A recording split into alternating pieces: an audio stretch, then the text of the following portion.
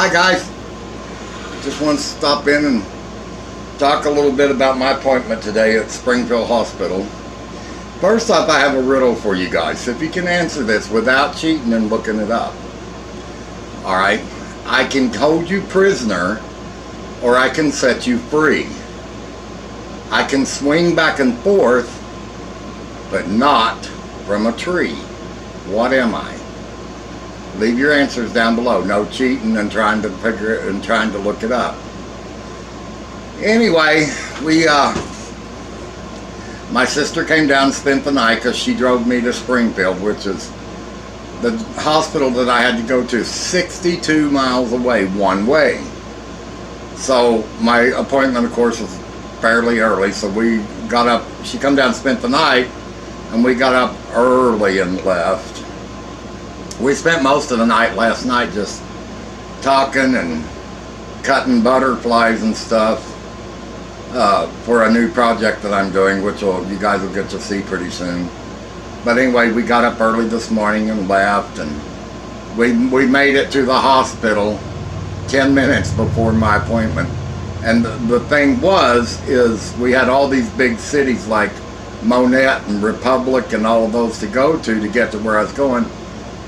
Springfield's a big city, and our biggest worry was leaving that early of a morning. We were going to hit traffic, school traffic, people going to work. It was bad, but it wasn't as bad as we thought it was going to be. But we did make it to my appointment 10 minutes before, and it made me mad because we drove all that way, almost a 2-hour drive, to get there through all that traffic, getting up that early. The whole thing lasted 3 minutes. 3 minutes.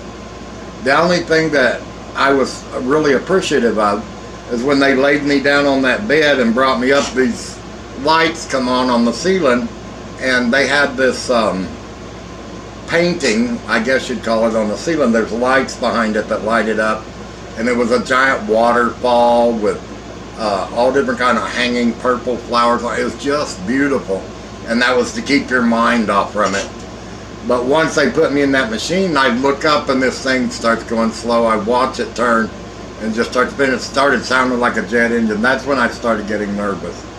So they had to put me through it like 3 times to get it right because I was freaking out so bad. But we got it done. But the whole thing, by the time I got there, got signed in, filled out. They took me back to do the test, and I was out of there 3 minutes. And I was like, all that way. Drove all that way for 3 minutes. Well, we had planned on, there's this little town between Springfield and Monette that it's called Marionville, and it holds one of the largest populations of white squirrels. And you have to either get there early of the morning or late in the evening to even see them. Well, it was about 10, 11 o'clock when we went over there, and they were all gone. We drove through that whole town, didn't even see one. All there was just signs everywhere. And we were told you have to get there early or late, because once the sun comes up and it starts even warming up, they're gone. And they're just hundreds and thousands of them. And I had been there in I'd been there in 2014, and I saw them. There was like probably 100 to 200 squirrels for every yard there. And they was kind of disappointed that they were already gone back into hiding or whatever they do during this hot season.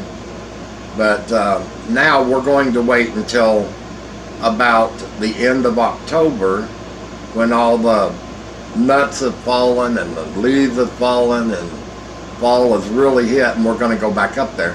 But we're going to make it late in the evening so we don't have to get up before daylight and drive all that way, and by the time we get there, then it's just becoming daylight.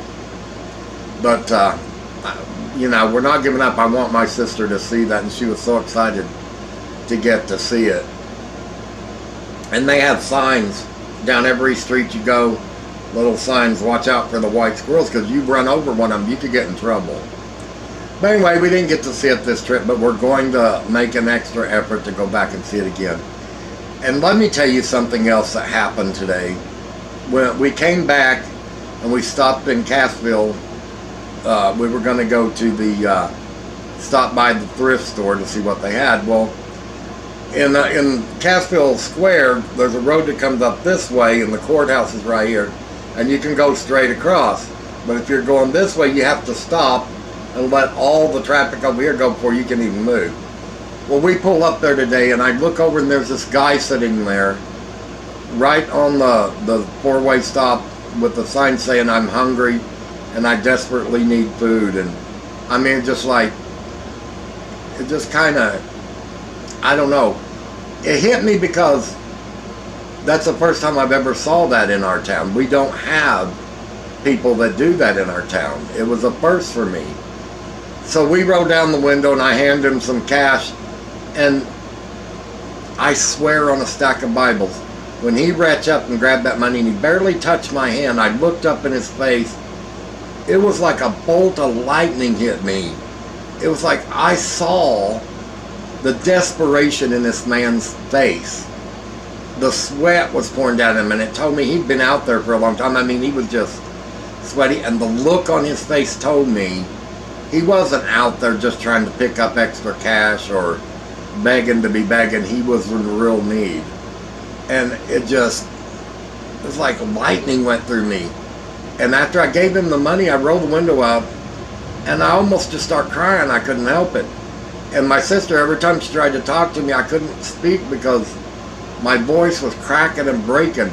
And she realized that I was trying to not cry, so she quit talking to me, because every time she tried to talk to me, I couldn't talk because I just wanted to cry over this guy.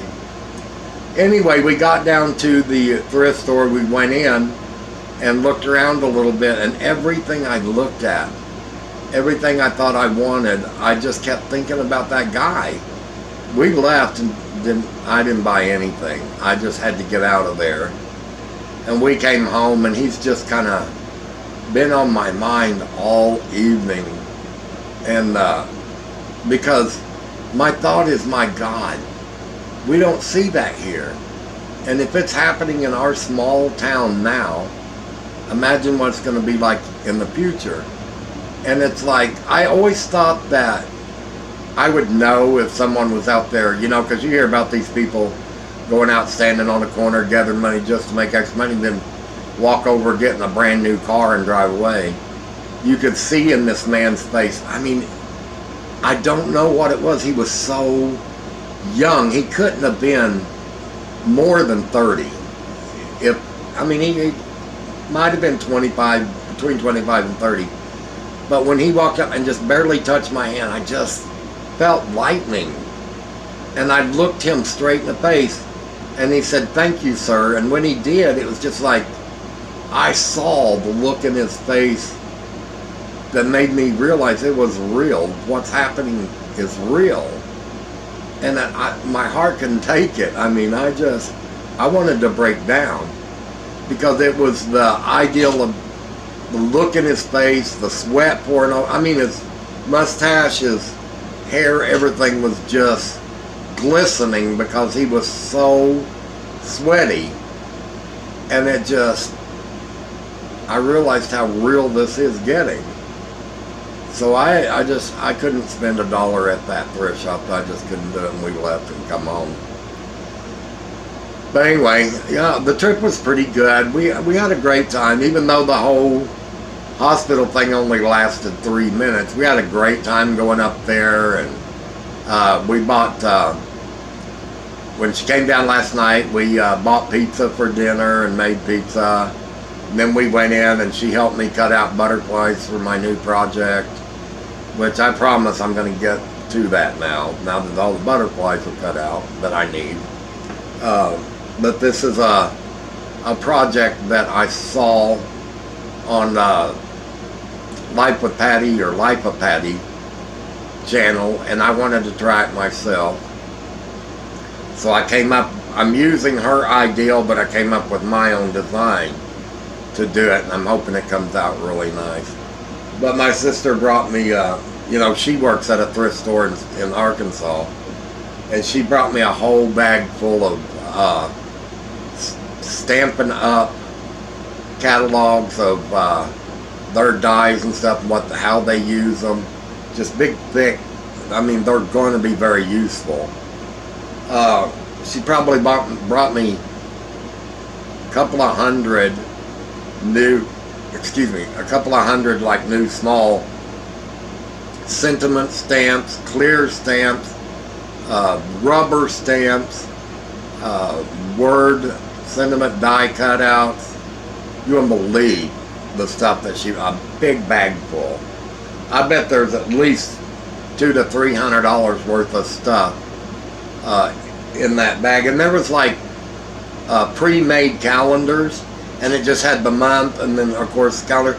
You wrote in the days, like the first, the second, whatever, and then you wrote in the year, and you could make the calendar whatever year you wanted to and make it come out right. It was just kind of a blank canvas type thing. It just had the squares, the days of the week, and the month. You wrote in the year, and then at the bottom you started wherever, like the first, the second. And she brought me a whole stack of those, and some really nice small paper. But I really like the magazines. They're Stampin' Up! Magazines, showing their dies, their stamps, and what they can do with them. And there's all kinds of directions in there doing different things. They're going to be a big use. And they did something that I never would have thought of. They took, I'm sure everybody knows what a CD jewel case is, the little clear plastic cases. They took those and used those to stick their small stamps or sentiment stamps in them, and that's what they used to seal them in. And I thought, what a great idea, because you can peel them out and they stick right back in there and stay in place. But there's hundreds of like stamps and stuff like that for kids, cards, sympathy cards, birthday cards. I mean, there was some great stuff in there. And I bet there's every bit of 100 stamps and stuff just for kids cards. But oh my gosh, I was so happy to get it. But I was just shocked that people were using jewel cases to take their smaller rubber stamps to put in there, stick on the plastic and close it and protect them, or their clear stamps. And I thought, that's a great idea. I would have never thought of that. Anyway, I just wanted to come on and tell you how my trip went. But I had a great time. I mean, I really had a good time. I haven't been that far away from home in a while, and it was just so nice to see something besides my local roads out here and stuff. Anyway, guys, I'm going to let you go, and I hope you guys have a good night. And let's see, today, this video will come out on Friday. So it's probably going to be Monday before I put another video out. And it's probably going to be, it's either going to be card making, or it's going to be the project that I picked up from Life with Patty's channel. So we'll see come Monday, I guess. Have a good night, guys, and thank you for watching.